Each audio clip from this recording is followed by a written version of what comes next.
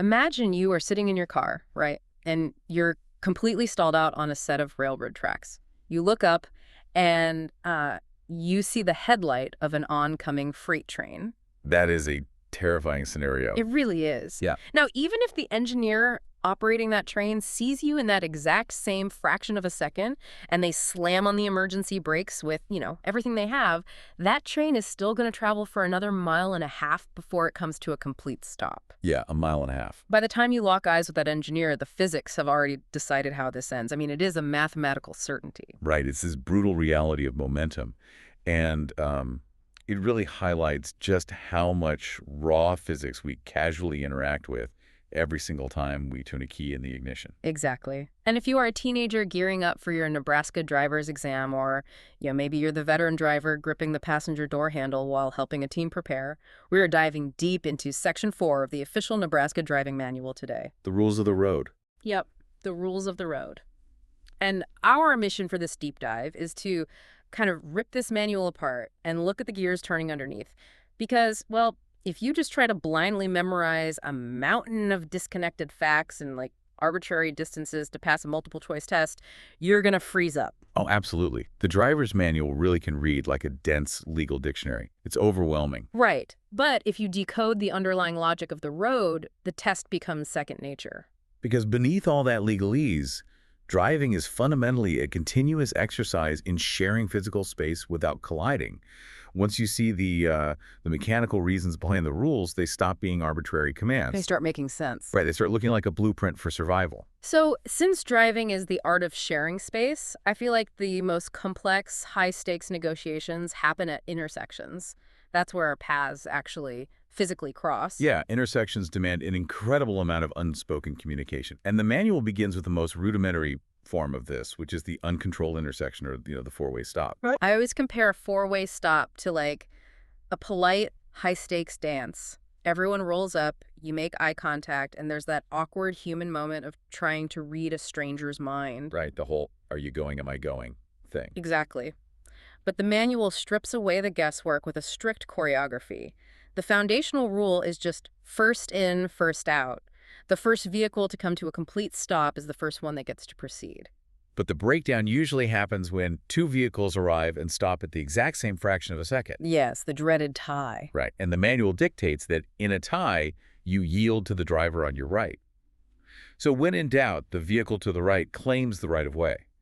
But there is a massive caveat attached to this that a lot of drivers forget. Oh, what's that? You should never rigidly insist on your right-of-way if it is going to cause a collision. Oh, yeah.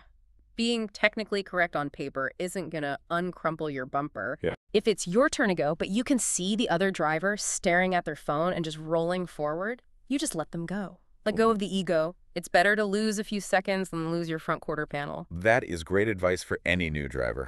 But I will say, as much as people stumble at a four-way stop, it's nothing compared to the complete panic I see when drivers approach a roundabout. It's like a totally different rhythm.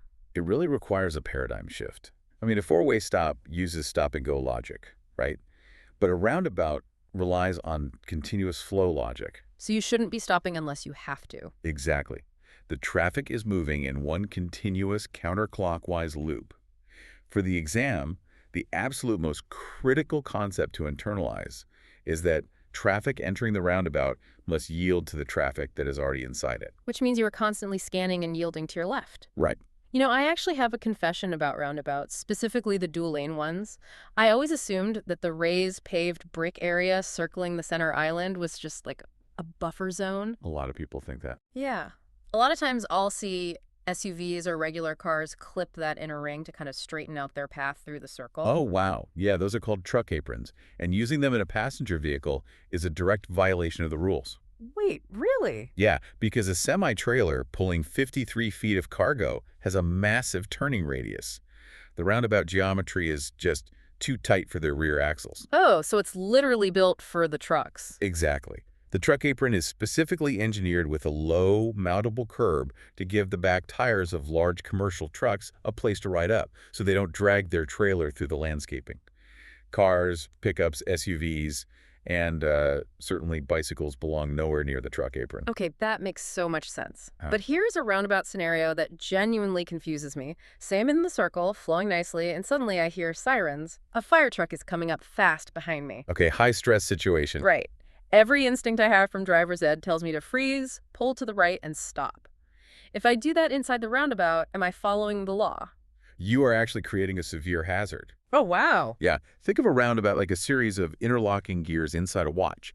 If you slam the brakes and stop your car inside that circular lane, you become a jammed cog. Oh, I see. You trap yourself, you trap the cars behind you, and you physically blockade the emergency vehicle inside the circle. So what are you supposed to do? The proper procedure is to maintain your flow, take your intended exit to clear the continuous loop, completely pass the traffic island at the exit, and then pull over to the right shoulder. Okay, so you have to clear the mechanism so the system can keep turning. That visual helps immensely. Now, dealing with an emergency vehicle at an intersection is one thing because it's a defined geometric space. Right. But things get infinitely more dangerous when you encounter sudden, unpredictable hazards out on the open highway. Let's look at the move-over law because the stakes here are literally life and death. They really are. The move-over law in Nebraska dictates that if you are driving on a multi-lane highway and you approach a stopped vehicle displaying flashing lights, you must move your vehicle one full travel lane away from them. And if you can't, like what if traffic is heavy? If the traffic is too dense and you are boxed in, you are legally obligated to drastically reduce your speed and proceed with extreme caution. I think the common misconception is that this only applies to state troopers pulling someone over, but the manual is incredibly broad. It is very broad. Yeah. It covers tow truck drivers hooking up a stalled car, utility workers fixing a down power line in a bucket truck, and even solid waste and recycling collection vehicles. We are talking about garbage trucks. Yeah, the state enforces this with massive legal weight because of the concept of the vulnerable worker. Passing a utility truck incorrectly isn't just a slap on the wrist. What are the penalties like? Well, a first offense carries a fine of up to $100. A second offense scales aggressively up to a $500 fine and potentially 7 days in jail. Jail time. Just Oh. for not giving a garbage truck space. That should tell everyone listening exactly how serious this is. It comes back to that inescapable physics we mentioned earlier. This legislation isn't about granting special VIP privileges to police officers or highway workers.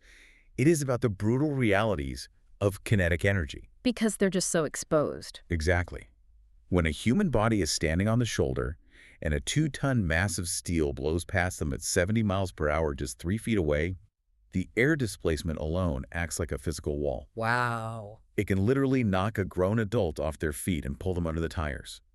The law physically forces your vehicle's kinetic energy away from their fragile body. And when an emergency vehicle is actively moving like a fire engine with its sirens blaring, you don't just shift lanes, you pull to the far right edge of the road and come to a dead stop. Yes, a complete stop. You also have to maintain a 500-foot following distance behind fire apparatus.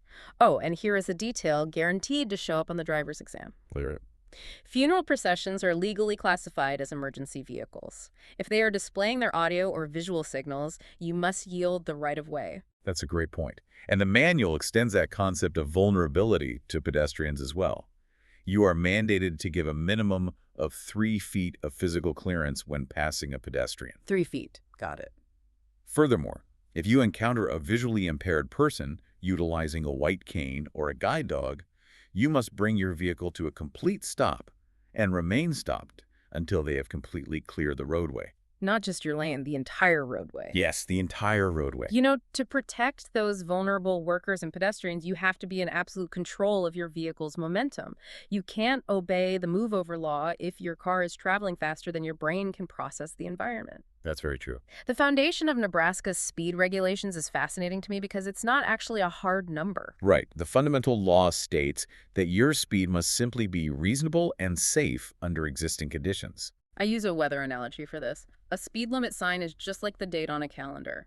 Just because the calendar says it is officially the first day of spring doesn't mean you leave your winter coat at home if there's a freak blizzard outside. That's a great way to put it. Right. Just because a white rectangular sign says the limit is 55 miles per hour, that does not mean it is legally safe to drive 55 miles per hour in a whiteout snowstorm with zero visibility. No, absolutely not.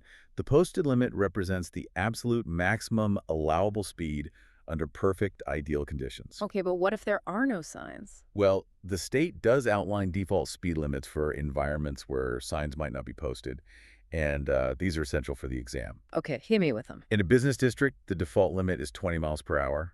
In a residential district, it's 25. Okay, 20 for business, 25 for residential.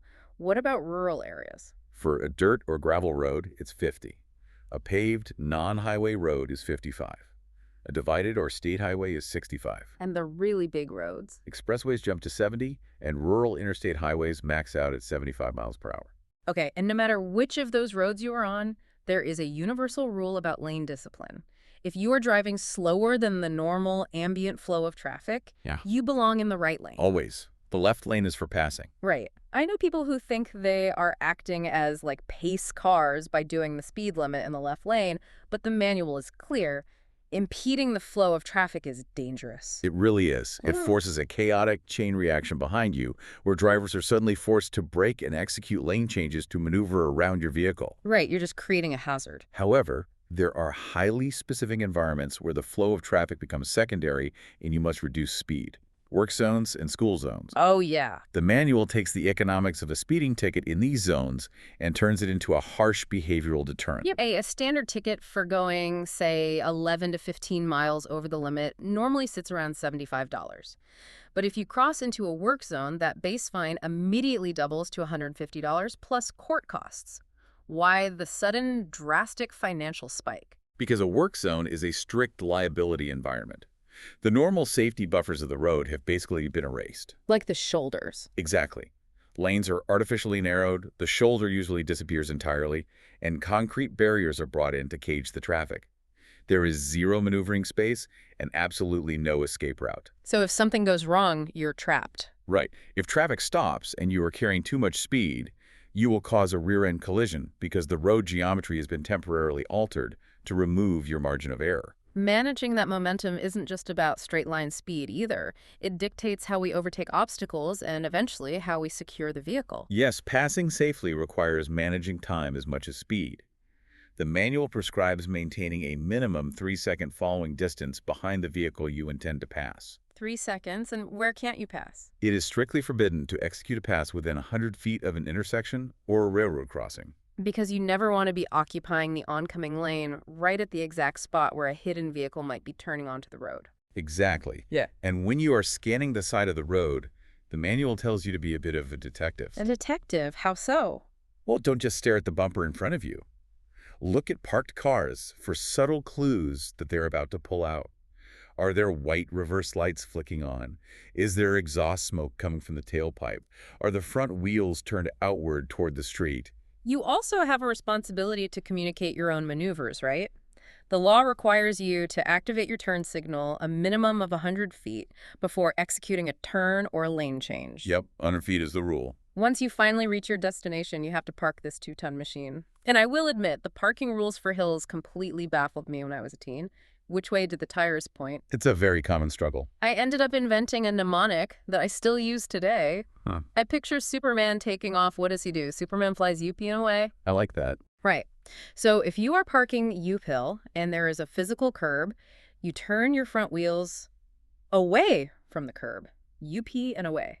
For literally every other hill scenario, downhill with a curb, downhill without a curb, uphill without a curb, you always turn your wheels inward toward the edge of the road. That mnemonic perfectly maps to the mechanical goal, which is gravity management. Gravity management. I like the sound of that. Well, if you are parked uphill next to a curb and you turn your wheels away from the street, the back of your front tire will gently swing out and rest against the concrete. Oh, so you are utilizing the physical curb as a mechanical chalk block. Exactly. If your parking brake fails, gravity pulls the car backward by 1 inch, the tire wedges firmly against the concrete, and the vehicle is immobilized. It is brilliant. You're using the city infrastructure to hold the car. Now, you can't just use that infrastructure anywhere. The manual has highly specific no parking zones, and this is another area where rote memorization fails drivers. It really does. The rules say you cannot park within 15 feet of a fire hydrant, 20 feet of a crosswalk, or 30 feet of a stop sign. Those distances sound completely random until you look at the physical limitations of the environment. Okay, explain the fire hydrant one. Why 15 feet? Because a fire engine utilizes massive, heavy, pressurized water supply hoses. They physically require a 15-foot turning radius to curve that hose from the hydrant to the pump panel. Ah, so any tighter, and the hose kinks. Right, cutting off the water supply to a burning building. Makes total sense. And the 30 feet for a stop sign. That's line-of-sight geometry. If you park a massive SUV right up to the pole of a stop sign, an approaching driver won't be able to physically see the red octagon until they are already in the intersection. So the 30-foot rule guarantees a clear visual corridor. Precisely. We also have to mention handicap parking. The spaces with the wheelchair symbol are reserved 204/7, and the fines for violating them scale aggressively to punish repeat offenders. Very aggressively. A first offense hits you for $150, a second is $300, and a third offense is $500. And crucially, that fine applies even if you just park over the striped diagonal lines next to the spot. I used to think those lines were just crosswalks. Oh no. Those striped access aisles are mandatory deployment zones for mechanical wheelchair ramps. Right. If you block the stripes, you trap the driver inside their own vehicle, unable to lower their ramp. We've covered the physics of intersections, the extreme kinetic danger of highway shoulders, managing speed, and the precise geometry of parking. Let's bring all of those elements right-of-way, stopping distances, and catastrophic physics together into the most unforgiving environment on the road. The railroad crossing. Yes, the railroad crossing. Railroad crossings offer zero margin for error. The law mandates that if a gate is lowered, if a train is visibly approaching, or if the warning signals are actively flashing, you must stop. And there's a specific distance, right? Yes. The precise legal stopping distance is no less than 15 feet and no more than 50 feet from the nearest rail. There is a very specific instruction in the manual for drivers of manual transmission cars. It states you should never shift gears while physically rolling over the tracks. Right, because pushing the clutch pedal in temporarily severs the physical connection between the engine and the drive wheels. Which means you lose power. Exactly. If you fumble the gear shift or the engine bogs down under the load, your vehicle will stall directly on top of the rails. That sounds like a nightmare. It is. The goal is to select a steady, constant gear before the crossing and maintain your momentum the entire way across so your kinetic energy never drops to zero. Because if your speed drops to zero, we are back to that terrifying scenario we opened the deep dive with. The mass and momentum of a train defy human instinct. They really do. The manual provides a statistic. An average 150-car freight train traveling at 60 miles per hour requires 8,500 feet to come to a complete stop. And just to put that in perspective, 8,500 feet is over 1.5 miles. Wow, over a mile. The train engineer cannot save you. Even at a modest 30 miles per hour, that train still requires over half a mile to halt its momentum. The manual uses a phrase that should stick with every driver. Even if it is a tie, you will be the loser. If the absolute nightmare scenario happens and your vehicle dies on the tracks, the manual says to evacuate the car immediately, but then it instructs you to locate a blue ENS sign on the crossing post. Yes, the ENS sign. If I'm stuck on a track, my absolute first instinct is to pull out my phone and dial 911. Why does the manual emphasize this specific blue sign? Because ENS stands for Emergency Notification System. Calling 911 routes you to a local police dispatcher, who then have to figure out who owns the tracks and try to call the railroad. Which wastes precious minutes. Exactly. The blue ENS sign provides a 1-800 number that connects you directly to the railroad's central dispatch. Oh, that is much faster. And more importantly, it features a unique alphanumeric DOT crossing number. When you read that code to the dispatcher, they instantly know exactly which crossing on planet Earth you are standing at. And they can send a direct radio pulse to any approaching trains to immediately apply the emergency brakes. Okay, the evacuation procedure for this scenario contains a detail that completely threw me. If you look down the tracks and you actually see the headlight of the train bearing down on you, the manual instructs you to run in the direction the train is coming from. Yes, it does. Every biological survival instinct screams to turn around and run away from the massive metal monster. I know, it sounds completely paradoxical to run toward the danger, but it is entirely dictated by the physics of the impending crash. How so? When a train traveling 60 miles per hour impacts a 3,000-pound passenger vehicle, the car does not simply get pushed off the tracks. It is obliterated. Right. The kinetic energy of the train violently ejects all the glass, metal, and shrapnel of your car forward along the path of the tracks. So it acts exactly like a shotgun blast. Precisely. If you run away from the train traveling in the same direction it is moving, you are placing your body directly into the center of that expanding debris field. Oh my God. But by running at a 45-degree angle toward the train's starting point, you are stepping out of the strike zone. So the impact happens, the shrapnel violently explodes forward down the tracks, and you are safely standing behind the point of impact. Yes. It's terrifying, but, understanding the physics makes the rule impossible to forget. We have covered incredible ground today. We really have. We decoded the complex social choreography of a four-way stop. We measured the lethal kinetic energy of passing a garbage truck on the highway. We broke down the line-of-sight geometry of a fire hydrant. And we mapped the explosive shrapnel field of a freight train. It's a lot to take in. It is, but when you understand the why, you aren't just memorizing a list of arbitrary commands anymore. And as a new driver absorbing all of this human logic, I want to leave you with a fascinating thought experiment. Okay, what is it? We're rapidly approaching an era of autonomous self-driving vehicles. We just spent this entire deep dive discussing how much intuition and physics goes into driving. How will an AI ever truly read the room at a four-way stop? Will a computer vision system recognize the grief of a funeral procession and respectfully yield the right of way? It really begs the question of whether driving can ever be truly reduced to pure algorithms. Because driving isn't just a rigid set of mechanical instructions. It's a deeply social contract we make with every single other human being out on the road. When you sit behind that steering wheel for your exam and those knuckles start to go white, just take a breath. Absolutely. Remember that the manual isn't a trap designed to fail you. It's simply the shared language we all use to keep each other alive. You have got this. Good luck on the test.